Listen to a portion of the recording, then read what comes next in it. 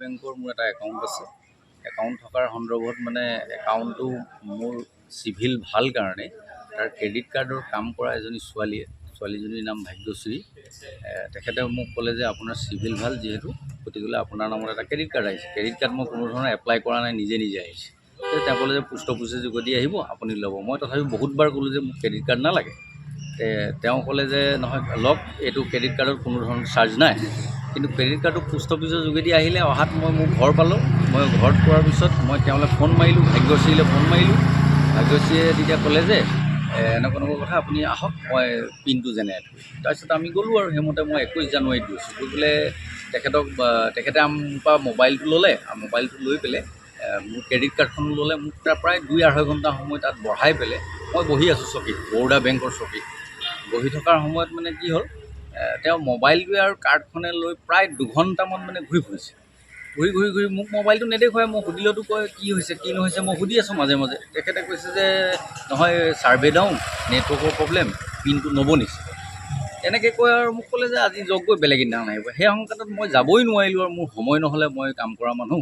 গতিকে তাৰপিছত 1.5 মাহ নে 2 মাহ এনেকুৱা ভিতৰতে, একজেক্ট টাইমটো পাহৰিছোঁ, কিন্তু পইচাটো মোৰ মেছেজ আহিছে। মেছেজ অহাৰ পিছত তাৰপিছত ক্ৰেডিট কাৰ্ডৰ কেলকাতাৰ পৰা ফোন আহিছে যে আপোনাৰ নামত মাৰ্কেট কৰা হৈছে। মই আকৌ ওলোটা সিহঁতকে দম দিছোঁ, কিন্তু পিছত গম পালোঁ যে কথাটো সঁচা।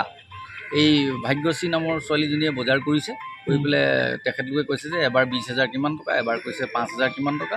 ইমানখিনি টকা বজাৰ কৰাৰ পিছত এতিয়া বৰ্তমানলৈকে আজি ডেটৰলৈকে ইণ্টাৰেষ্টে প্ৰায় 38,100 কেইটকামান হ'লগৈ। এতিয়া তেওঁ মোক 9,000 টকা বৰ্তমান ঘূৰাই দিলে, আৰু বাকীখিনি পইচা মোক দিম কৈ আজি 1.5 মাহে মোক চটুৱাই আছে। এতিয়া মই অৱশেষত মানে আইনৰ মানে সহায় ল'বলৈ বাধ্য হৈছোঁ। এইটো কাৰণে, কাৰণ কি পিছত মোৰ চিভিল স্ক'ৰ বেয়া হ'ব, মই ভৱিষ্যতে লোন এটা ল'ব নোৱাৰিম। এজাহাৰ দাখিল কৰিলোঁ। স্বীকাৰ কৰিছে স্বীকাৰ মানে তেখেতে এতিয়ালৈকেও বৰ্তমান তেনেকুৱা ধৰণৰ স্বীকাৰ নাই কৰা। কিন্তু তেওঁ এইটো কথা কৈছে পইচাটো ঘূৰাই দিম। পইচাটো মোৰ লগৰ এজনকো 5,000 তেনেকৈ ঘূৰাই দিছে, আৰু তেখেতৰ নাম মৰ্তুজা। জালিয়াতি, কমপ্লিটলি জালিয়াতি। আৰু মোকে নহয়, মই এতিয়া শুনা পালোঁ, মই বৰ্তমান মোৰ সাক্ষাতততো মই 5জন মানুহ পাইছোঁ। এজন বৰোদা বেংকৰে কি বিজয়া আৰু বৰোদাৰ লগত মানে মিক্স থকা এটা বেংক আছে, সেই বেংকৰ কোনোবা এজন মানুহৰ পৰা 25,000 টকা বজাৰ কৰি পেলালে। আৰু এজন এই জয়াপাৰৰ ফালৰ কোনোবা এজন মানুহৰ পৰাও কৰিলে, আৰু এতিয়া এই মৰ্তুজা বোলাজনকো তেনেকেই কৰিলে, আৰু মোকো তেনেকেই কৰিলে। মোৰ নাম বাবুল আলী আৰু মোৰ ঘৰ দিচাং মাজ। মানে তেওঁ আমাৰ এতিয়া ওপৰত একদম ফুলফুলকৈ গ'ল।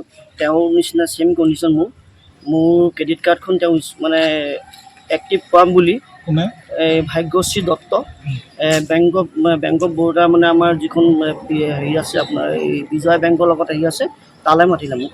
মতাৰ পিছত মোক মানে এক্টিভ কৰাম বুলি প্ৰায় 2-1.5 ঘণ্টা সময় তেওঁ মানে মোবাইলটো লৈ টিপি কৰি মোৰ এক্টিভ নহ'লে। তাৰপৰা মোক ক'লে আপুনি কাইলৈ আহিব। মোকতো কাইলৈ আহিবতো নোৱাৰিম মই।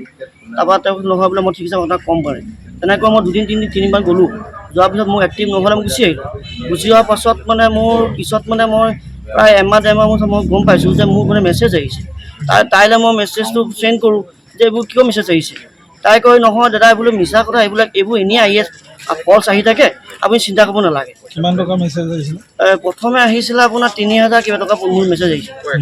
তাৰপৰা লাহে লাহে বস্তু বাঢ়ি গৈ এতিয়া 30,000 আৰু 799 টকা হ'ল। কোনে ইউজ কৰিলে আপোনাৰ কাৰ্ডখন? ভাগ্যশ্ৰী দত্ত। কাৰ্ডখন আপোনাৰ ওচৰত আছিলে? UPI ট্ৰেঞ্জেকশ্যন কৰিছে। মোক কেলকাতাৰ পৰা ফোন কৰিছিলে, মই ক'লোঁ মইতো এইটো ইউজ কৰা নাই। আপোনাৰ UPI ট্ৰেঞ্জেকশ্যন হৈছে, আপুনি এইটো মানে পেট্ৰল পাম্পত তেল ভৰাইছে। মোক গাড়ী নাই নহয় পেট্ৰল পাম্পত তেল ভৰাবলৈ। বোলে 4,000 কিমান টকা, 8,000 কিমান টকা আপুনি পেট্ৰল পাম্পত তেল ভৰাইছে। মই ক'লোঁ মোৰতো গাড়ী নাই, মোৰতো স্কুটি আছে, স্কুটিখন মই 8,000 টকা তেল ভৰাব পাৰোঁ। তেনেকৈ মই দম দিছোঁ। জালিয়াতি তেওঁ মানে কৰিছে। তেওঁ মোক ক'লে, তেওঁ কৈছিলে কি মানে মই আপোনালোকৰ হেৰি কৰিছিলোঁ কাৰণে মই ঘূৰাই দিম পইচাটো। আপোনাৰ 5,000 টকা এটা মোক পে'মেণ্ট কৰিলে। পে'মেণ্ট কৰিলে, পাছৰখিনি মই তেওঁ মাটি বিকিছোঁ, কিবা বিকিছোঁ। এনেকৈ কিমান টকা আপোনাক দিবলৈ আছে? মোক এতিয়া বৰ্তমান আপোনাৰ 30,799 টকা দিবলৈ আছে। যিকোনো খবৰৰ বাবে যোগাযোগ কৰক 7099017330 লগতে 7099017110 নম্বৰত।